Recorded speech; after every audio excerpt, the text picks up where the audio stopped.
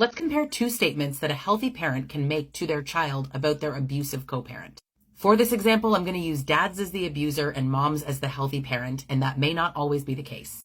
When a child is experiencing emotional abuse or neglect, and you say, "Your dad loves you," it sends a really conflicting message. It creates cognitive dissonance.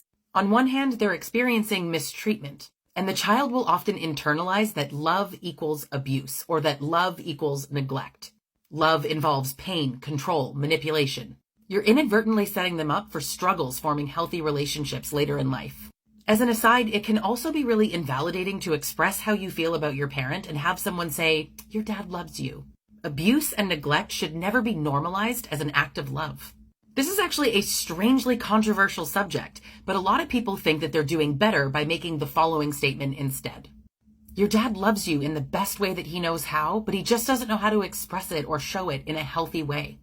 Now, I can see why a lot of people would think that this statement is much better. And to a degree, I think we can agree that it is a bit better. It acknowledges the presence of love, but it also acknowledges that it's an unhealthy way to express it. It emphasizes that the other parent's behavior isn't healthy, but it recognizes that their intent might still be rooted in love. But in my view, it downplays the severity of neglect and abuse. It focuses on the other parent's alleged intent, not on the actual impact that the children experience.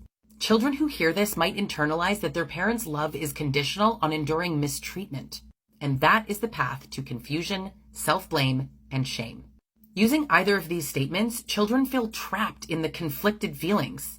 All kids want to believe that their parent loves them, but they're experiencing hurt due to the harmful behavior of that parent. This is why my personal advice is to not comment on what the other parent feels or doesn't feel. You solely focus on the child and their feelings. Now I want to take this second statement just one step further. You do not want the other side in family court to say that you're telling your child that the other parent doesn't love them in a healthy way. You can open yourself up to a whole different set of problems.